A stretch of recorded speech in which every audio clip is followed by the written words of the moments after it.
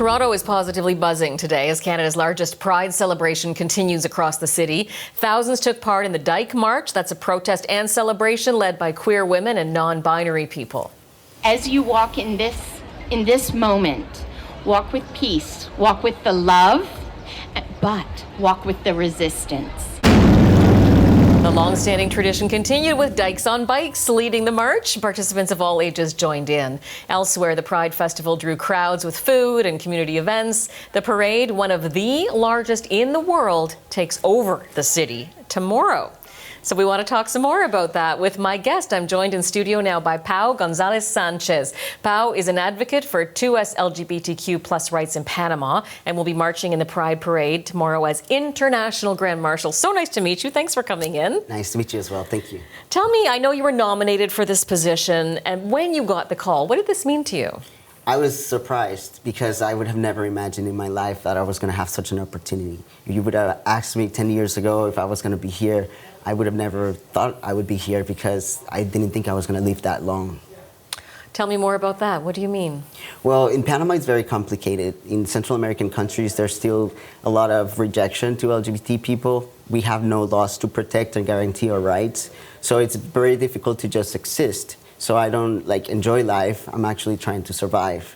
And it's crazy because a lot of our countries, they look so modern, and in reality, we're so behind when it comes to human rights in general. So this being the International Grand Marshal gives you a platform to speak about it as we are now. And you were telling me a little bit before we came on about how your mother was instrumental and you formed an NGO years ago that is now helping families. Can you tell us a bit about the work you've been doing? Yes, I started my activism at home trying to get my mom to have the information to walk along my side. And I gave her information, and I never imagined that she was actually going to tell me that we should start an organization so that other parents could support their kids so they wouldn't get rejected and kicked out of the house. So whenever we started, it was just her and me, but now there's many parents of LGBT people in Panama, and they do a great work because they're the bridge between the LGBT community and the people that are anti-human rights, that are rejecting us. And for example, we have done workshops with the National Police in Panama, with the Ministry of Health. And that's the reality in many of the countries that don't have laws for LGBT rights, like the Caribbean, Central America, Asia, Africa. The context is very complicated when you don't have rights that guarantee that you can enjoy life and live to your highest potential. So this opportunity in Toronto is not just an honor for obvious reasons, but it's a real chance for you to tell people in Canada who perhaps don't even realize how far we've come in this country about what's happening elsewhere. How important is that for you? And what kind of message do you want people to take away tomorrow after you're able to be the Grand Marshal? I think it's very important to realize that even when you get to have rights, like Canada has many rights for LGBT people, that doesn't mean that the work is done.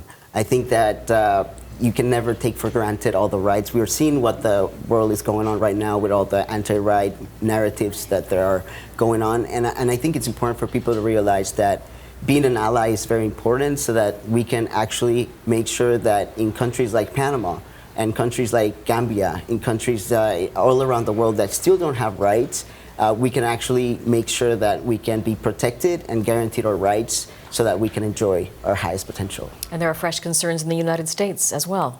Yes, that is correct. And that's where I think that Canada is a great example for the rest of the world. The things that you're doing here are things that I never imagined could be possible. Yesterday when I was at the Trans March, I had never been in a place with so many trans people at the same time.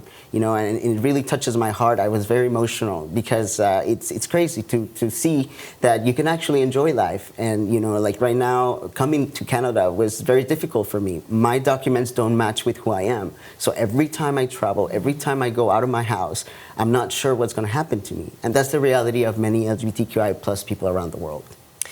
Tomorrow is the parade. What do you want us to know about what the day will look and feel like for people who come to watch? I think it's a day to celebrate life in general. I think it's a day where people that are not LGBT can actually join and participate and celebrate that we can all be, the people that we are and express our love to who we love and just be able to be happy, to enjoy life. And I dream of a day where I can wake up and not have to worry what's going to happen to me, where I can actually go out of my house and enjoy life without having to explain myself over and over again.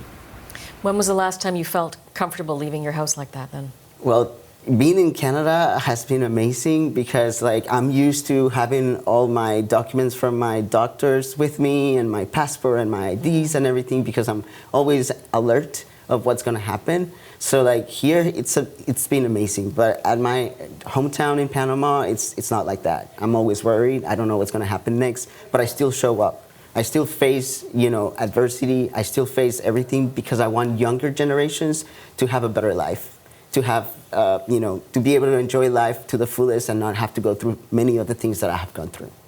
You were saying you and your mom are extremely close, and she's helped save your life, you were telling me. And she is currently in Panama City because it's also Pride weekend there.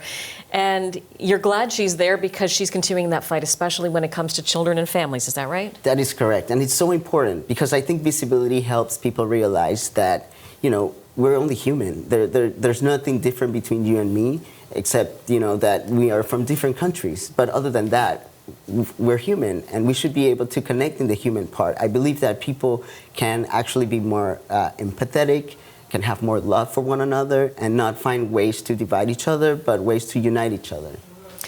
I think I can see why you were chosen to be the International Grand Marshal. I know you've been doing a lot of interviews, and your message is so important. Thank you so much for giving us the time to share it today, and enjoy tomorrow. Thank you so much. I really appreciate it. Pau will be in the Toronto Pride Parade Sunday as International Grand Marshal. Pau González Sánchez, thank you.